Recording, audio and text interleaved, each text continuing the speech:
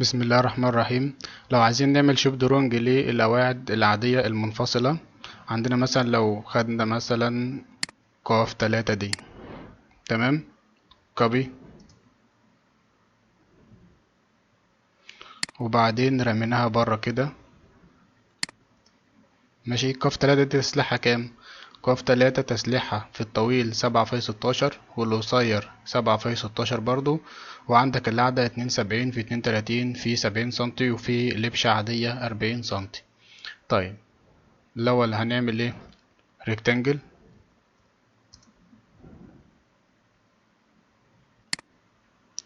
للقاعدة دي كده.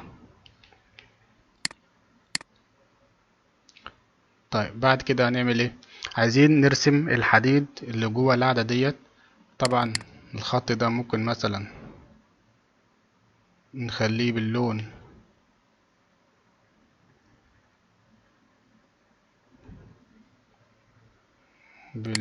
الابيض مثلا. تمام. تمام. طيب اول حاجة رينفورسد، طبعا 7 في 16 في الطويل والقصير. تعال بس نشوف الابعاد. دي 32 هنا، يبقى دي 72. ماشي. رينفورسد،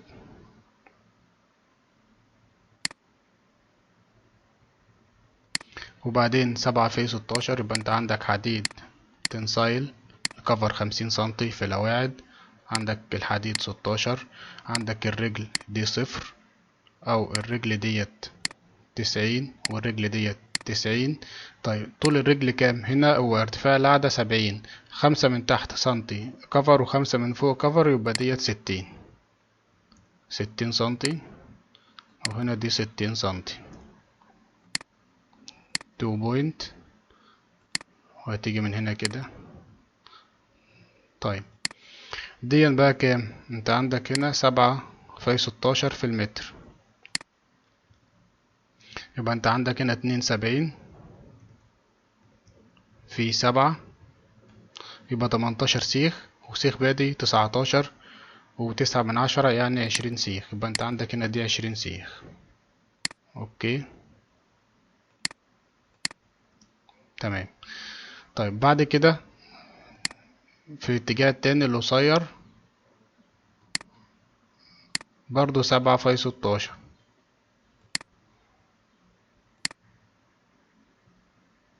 يبقى انت عندك هنا 32 في 7، 16 وواحد زبادي، يبقى 17. يبقى ده 17 سيخ. تمام. حد كده موف لقدام، وده كده موف لفوق. تمام. طيب في سيخ اللي هو بيكون في اول القعدة، ده هتعمله زي من الكنات، اللي هو السيخ اللي بيربط الكنات من فوق. عندك طول الرباط ده كده ايه؟ 10 سنتي. طبعا ده بيبقى فيه 10، الكفر 50. تمام. دياجونال، وبعدين من فوق كده. تمام. ده بيكون 1 في 10.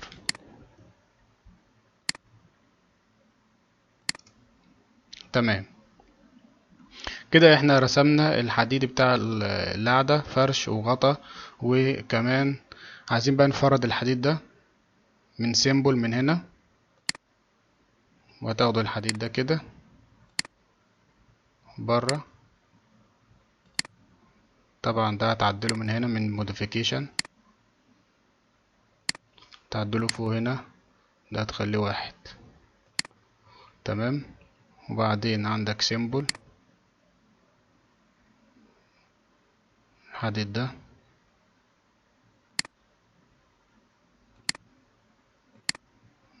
وبرضه سيمبل الحديد ده. تمام. كده خلصنا. طب عايزين نرسم بقى سيكشن للقعدة ديت. عايزين نرسم سيكشن للقعدة ديت. طب تعالى هنا اكس ال مسطرة، وبعدين فيرتيكال مسطرة، وعند اي نقطة تغير هنا كده. تمام تمام. طيب تعال ننزل بقى هنا تحت كده شوية، لاين اوفست. هو العادية كام؟ العادية كانت 40 سنتي، يبقى اوفست من ده كده فوق 40. وبعدين اوفست تاني كانت المسلحة كام؟ 70 سنتي، يبقى من ده كده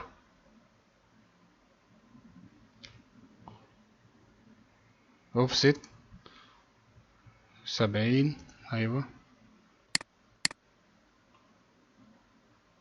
70 راح فين؟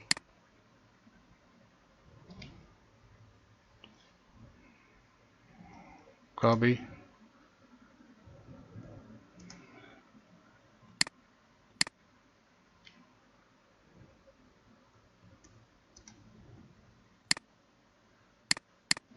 عشان في مشكلة، في مشكلة. اوفست 70 سنتي من ده. طيب وبعد كده رقبة العمود متر من ده.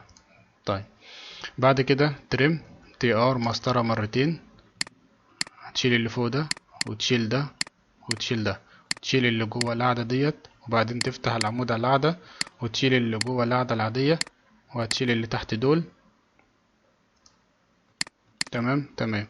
طبعا دي لبشة، فده هتتمد كده وليكن مثلا 50 سنتي، وده برضه هيتمد كده حوالي 50 سنتي، عشان دي لبشة فانت توضح بس كده. تمام تمام. ترم لاين واقفل دي كده، ولاين تاني واقفل دي كده. تمام. طيب بعد كده عايزين نعمل ايه؟ عايزين نعمل هنا هاتش، عشان دي خرسانة عادية، خرسانة عادية.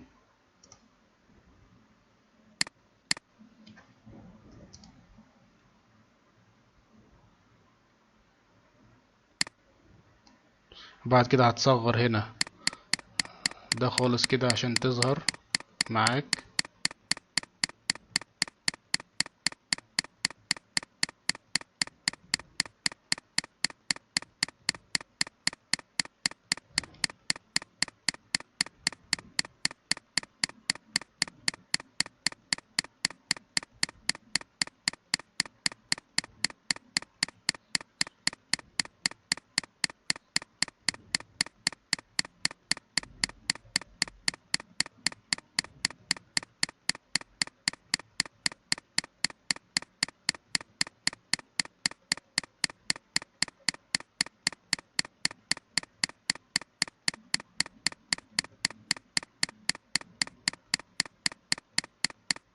بتهيألي كده ظبطت شوية، كده ظبطت. تمام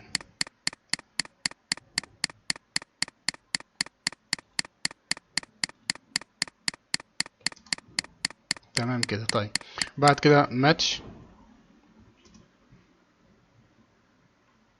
من القاعدة دي كده للخرسانة دي. تمام. طيب بعد كده هترسم ايه؟ عايزين نرسم السيخ ده كده. لا مش ده، عايزين نرسم السيخ ده اللي هو ال20، نرسمه اوكي هنا كده. ايوه اديله نفس المارك. طيب بعد كده هتشيل هنا الاكتف علشان مش هيحسبهولك تاني، وده كان 20. اوكي تمام. بعد كده عايزين السيخ المقابل ده منقط، السيخ المقابل ده منقط، فانت هترسمه هنا من بوينت اللي هو 17، والسيجمنت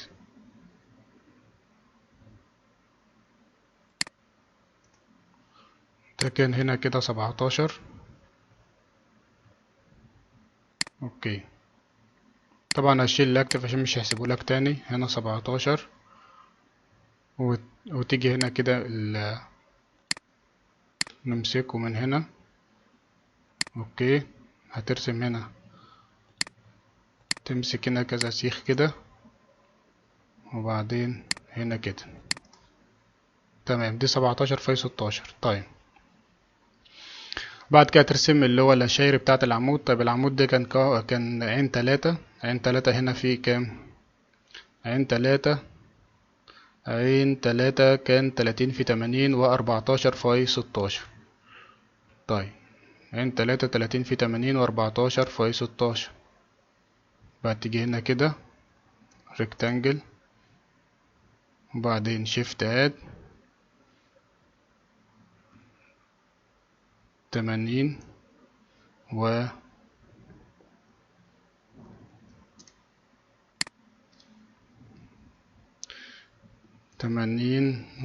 30. تمام، وبعدين ماتش.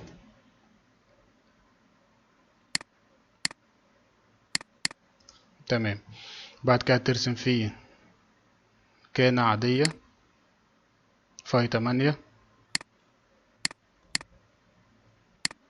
بس ده هتخليها 8 ملي.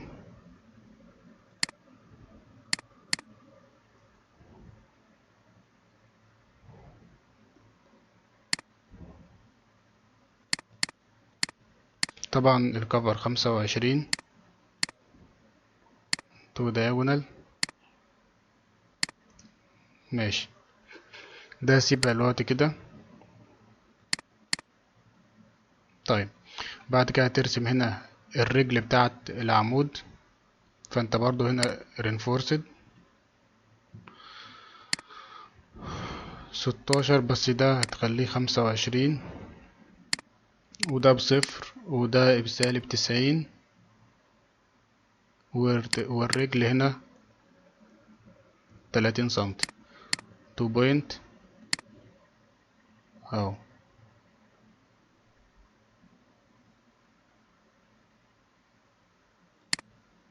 تمام. طيب بعد كده دول كان كام؟ شغل الاكتف عشان يحسبهم لك. دول كان 16 14 في 16. تمام، بعد كده ده كده هتاخده ميرور هنا كده كده. تمام. طيب عايز بقى ترسم هنا في كمان كام سيخ هنا. في هيبقى دول 14، يبقى 6 و6 و3 و3. تمام، يبقى انت هتعمل هنا 6. طيب بس رسمت 2 يبقى فاضل 4. يبقى انت عندك مثلا هنا هات لاين، ومن هنا كده ميد. تمام، لحد فين بقى؟ لحد هنا كده، لحد ايه؟ ميد بتوين تو بوينت، من هنا لهنا. تمام، بعد كده اقسم لي الخط دي ديفايد دي اي في مسطرة. اقسم لي الخط دهوت كام بقى؟ احنا عايزين 4 سياق، يبقى 5 مسافات. تمام كده، 5 مسافات. طيب هات بقى ده كده كوبي، وامسكه من هنا. تعالى بقى احط هنا كده. تمام، هات بس ال4 دول موديفيكيشن،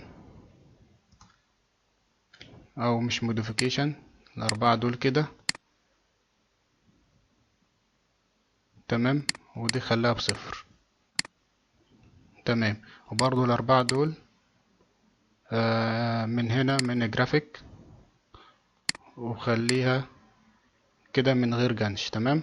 تمام، هبقى ده كده امسحه كده. تمام. طيب عايزين برضو في الكنات اللي جوه العمود. طيب الكنات ديت هنرسمها ازاي؟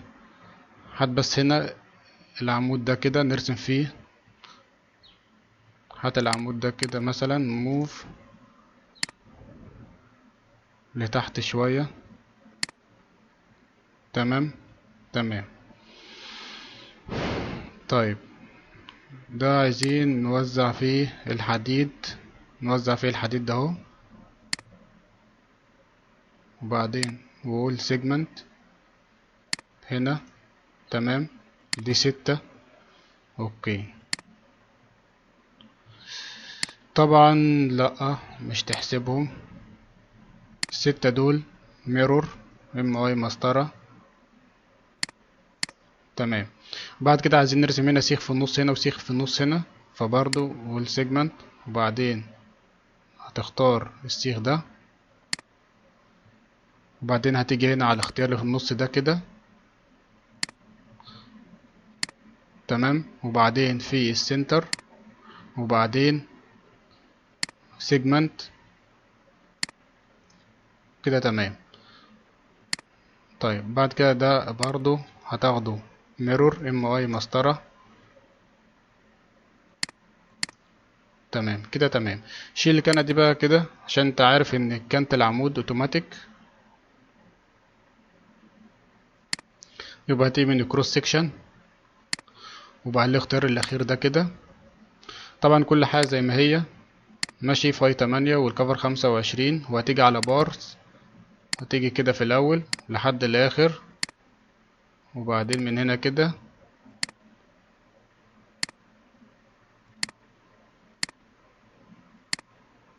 وهتمشي على الاسياخ كده لحد ما ترسم الكانة الاوتوماتيك. طبعا الكانة الاوتوماتيك ده المفروض تحسبها، فانت هاتله بس اوكي، وهي هتبقى فاي 8. طبعا سيبها زي ما هي كده. ممكن تعمل بقى شوية دايمنشن كده هنا للعمود ده.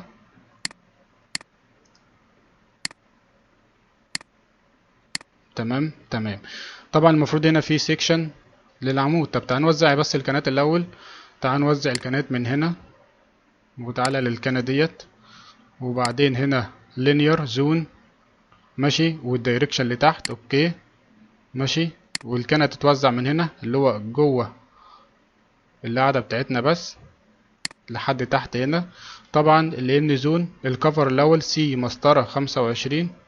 عندك الان زون ب1. تمام. تمام. طيب ريح نفسك وهات بس النمبر ده هيبقى مثلا 4. تمام ماشي. يبقى المسافات بين الكنات 12 سنتي ونص. حلو ماشي. اوكي.